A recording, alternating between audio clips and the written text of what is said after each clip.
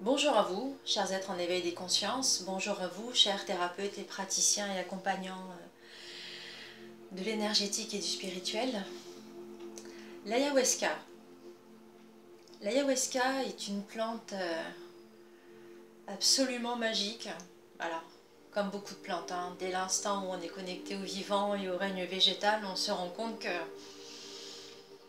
nous ne sommes rien comparé à la magie de la connexion végétale. Et l'ayahuasca dans ce domaine est très très forte, beaucoup plus puissante que les effets psychotropes qu'on lui recherche. Et vous allez voir qu'en fait, ce phénomène bien plus grand que celui de prendre des substances hallucinatoires se veut être quelque chose, en fait, c'est un fait, c'est une magie à elle toute seule.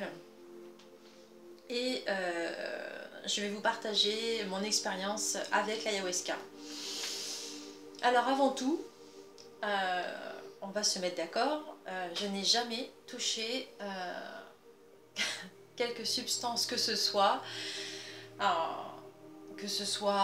des drogues légères, des drogues dures, enfin bref, ça n'est pas du tout quelque chose auquel j'ai été confrontée. Bien que honnêtement, parfois j'aurais pu honnêtement, mais bon, non, ça m'a pas du tout, ça m'a jamais effleuré l'esprit, puisque intuitivement je sentais que c'était quelque chose qui n'était pas bon pour mon corps. Et donc en fait, qu'on se mette d'accord, mon expérience avec l'ayahuasca est vraiment, encore une fois, d'ordre énergétique. Et les apprentissages qui m'ont été donnés d'avoir sur cette magie, c'est vraiment quelque chose qui s'impose à moi, on va dire, en ayant la foi sur ce que c'est que la multidimensionnalité d'un être. Et ce, dans toutes les directions qu'un être puisse aller s'explorer, s'expanser. J'ai eu cette chance incroyable d'avoir eu une expérience initiatique qui m'a révélé ma connexion aux différents règnes du vivant évidemment, mais au végétal particulièrement. C'est vraiment quelque chose qui s'est opéré en moi. Et en fait depuis, les plantes m'aident beaucoup, et dans mes rituels d'harmonisation et dans mes passages d'âme, voilà, tout ce qui est dégagement, ce genre de choses, en fait, des plantes travaillent avec moi et nous faisons en sorte que tout se passe pour le mieux, puisque les plantes et moi-même, nous vivons sur la même planète. Donc il y a vraiment une coopération, et pour que cela se passe, il faut au moins avoir un minimum de connexion subtile, puisque se connecter au vivant et encore plus au monde végétal, ça demande vraiment d'avoir une connexion au subtil bien développée. L'ayahuasca par elle-même. L'ayahuasca, la première fois que j'ai eu mon expérience avec elle, je m'en souviendrai toujours, c'était quelque chose qui m'est tombé dessus. C'est elle qui est venue à moi. J'étais en train de marcher sur le parvis de la Défense, je me souviens encore exactement de la façon dont ça s'est passé, tellement ça a été fulgurant en moi. Et elle s'est présentée à moi. Donc en fait, de ce que j'en ai senti à cette époque, c'est que c'était quand même quelque chose que j'avais eu dans des vies passées. C'est quand même... c'est quelque chose qui s'est renouvelé en moi, on va dire ça comme ça. C'était pas inhabituel. Et cette connexion avec l'ayahuasca, c'était quelque chose d'une relation qui était hors temps, hors linéaire. Enfin bref, c'était vraiment... on s'inscrit vraiment dans la multidimensionnalité d'un être. Vraiment, c'est... Déjà, il y a cette puissance-là, déjà qu'il faut comprendre. Et ce qui se passe, c'est qu'en fait, c'est une plante si je peux dire. Je pourrais même dire un esprit. Pour moi, je la vois plus comme un esprit.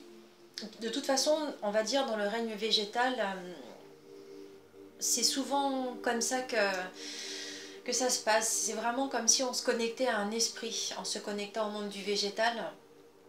Et pour moi, l'ayahuasca, c'est vraiment un esprit très particulier.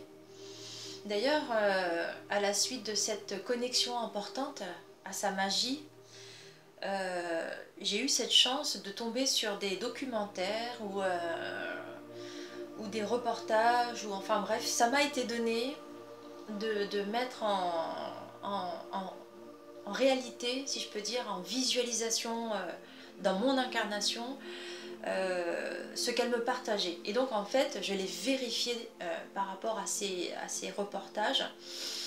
Et quand on regarde les chamans d'Amazonie,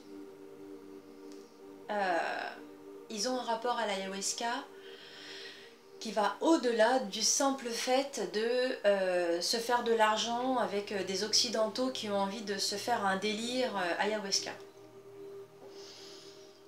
Ce qui se passe, c'est qu'en fait, pour maîtriser la magie de l'ayahuasca, il y a une certaine disposition intérieure à avoir. D'ailleurs, quand on regarde certains reportages de ces chamans d'Amazonie, alors même les plus opportunistes le savent, il y a un temps, il faut un temps de préparation de la personne. Alors je rigole parce qu'en fait, quand on comprend la magie de l'esprit ayahuasca, ça devient risible en fait, ça devient risible et on se rend compte que ces personnes, parce qu'elles vivent, ça rentre dans un process logique, incarnationnel. Et donc on va en parler. L'ayahuasca, c'est un esprit qui ne se laisse pas approcher si facilement. C'est un esprit qui veut rentrer en résonance vibratoire avec l'être, qui veut avoir un certain nombre de connaissances. Et alors en cela, il faut savoir et regarder, hein, ça je ne l'invente pas, les plantes réagissent à la vibration. Les plantes réagissent à la fréquence émise. Là-dessus, encore une fois, chacun fait ses propres recherches, mais c'est quelque chose qu'il faut comprendre. Voilà, dans le règne végétal, tout est une histoire de vibration, tout est une histoire de fréquence. Et aussi vrai que la façon dont elles communiquent entre elles n'est pas palpable aux simples humains que nous sommes, c'est parce qu'en fait leurs connexions sont d'un autre ordre que humain. Comprendre justement qu'il y a cette façon de se connecter qui est très différente d'un humain, c'est déjà effleurer l'idée que nous sommes différents esprits qui cohabitons sur Terre. Et donc là maintenant je vais revenir à l'ayahuasca par elle-même. Et vous allez voir à quel point c'est une plante puissante. Et vous allez comprendre qu'à côté, un humain, c'est, on va dire, un simple humain. L'ayahuasca par elle-même ne peut pas être ingurgitée, ingérée à l'humain sans être avec un autre mélange de plantes pour atténuer justement les effets, pour baisser en vibration sa puissance. D'accord ? Et alors selon, et là je vous invite vraiment à aller vérifier par vous-même, hein, à aller regarder des reportages sur les chamans d'Amazonie, l'ayahuasca, etc., etc. Pour ceux qui le peuvent en anglais, c'est encore mieux. Et vous allez vous rendre compte que c'est une plante extrêmement puissante. Et alors, premièrement, même si vous pensez être prêt à l'ingérer, à la consommer, j'allais dire, sachez une chose, ce n'est pas elle, ce n'est pas son esprit, cet esprit pur qu'elle est, mais ça va être un substitut. Vous savez, c'est comme par exemple dans le règne animal, vous avez des mouches qui, pour ne pas se faire manger par d'autres prédateurs, ou d'autres petits insectes prennent la forme de guêpes pour ne pas, pour éviter, pour que les prédateurs ne leur sautent pas dessus. Voilà, et ben figurez-vous que l'ayahuasca fait exactement la même chose. Et d'ailleurs, les chamans d'Amazonie le savent. Et l'ayahuasca, dans son esprit le plus pur, ne s'offre pas même à des chamans eux-mêmes. Pourquoi? Parce qu'il y a des chamans qui ont une vibration pure. Et donc là, l'esprit de l'ayahuasca va se présenter, va offrir justement, et c'est une récompense, c'est une initiation, puisque la pureté de l'être peut accueillir son esprit. Sinon, l'ayahuasca, sous forme de plante psychotrope, va se révéler comme un substitut. Donc ça veut dire que ça n'est pas l'esprit de l'ayahuasca, le vrai esprit. Enfin, c'est comme la lumière et la fausse lumière en fait. Et ce qui se passe, c'est que ce substitut qui est pris, c'est celui-ci qui rend malade en général. C'est comme ça, c'est comme la fausse lumière et la vraie lumière. Hein. Voilà.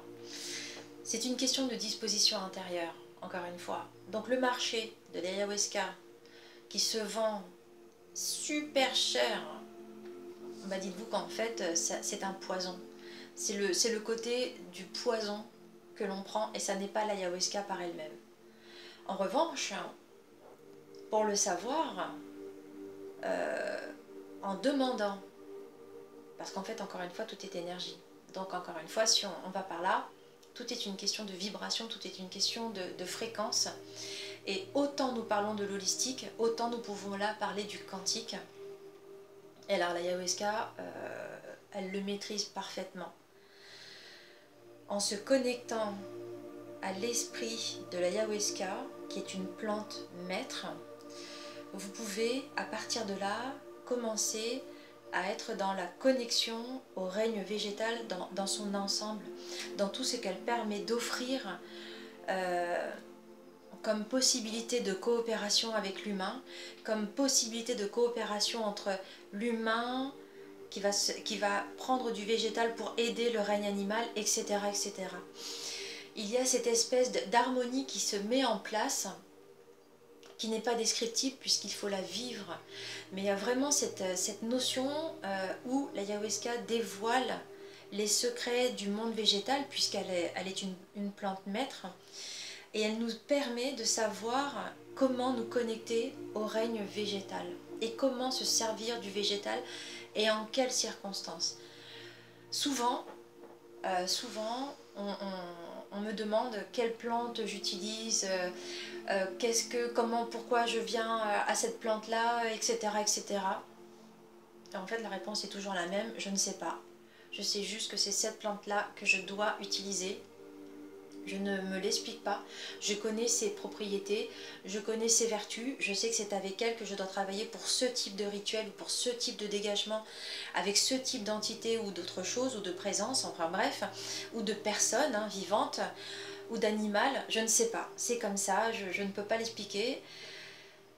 Et la chose est, la suivante, c'est que l'esprit de l'ayahuasca, cette espèce de plante maître, déjà dès lors où on intègre l'idée que l'on peut se laisser enseigner par les plantes, que l'on peut se laisser enseigner par ce genre d'esprit très fort, eh bien on rentre dans une certaine humilité qui fait que on est disposé, on peut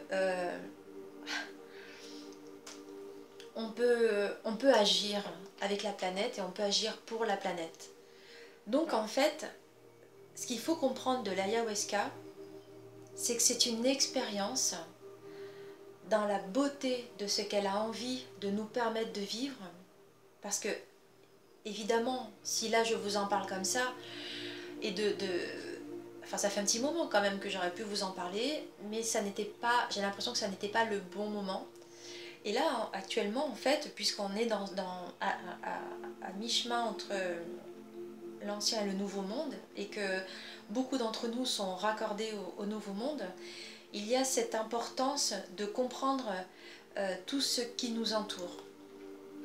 L'ayahuasca veut se faire connaître en tant que plante maître dans l'esprit qu'incarne le végétal. Donc à toutes les personnes qui ont envie de se connecter au vivant, qui ont envie d'avoir cette connexion pure au vivant, si déjà vous arrivez à accéder à l'esprit de l'ayahuasca, vraiment là vous allez tout gagner. Vous avez tout gagné, vous allez arriver à des paliers de conscience qui vont dépasser vos attentes. Ça déjà c'est une évidence, même moi encore à l'heure actuelle j'y suis, je me laisse enseigner, j'adore ça. Quand j'enseigne, quand je permets ou quand je forme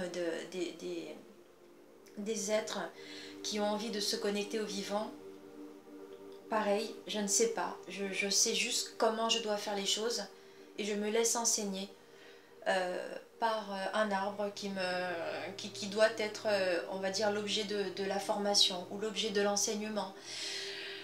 Mais tout ça, voilà, c'est entré en résonance avec le domaine du végétal.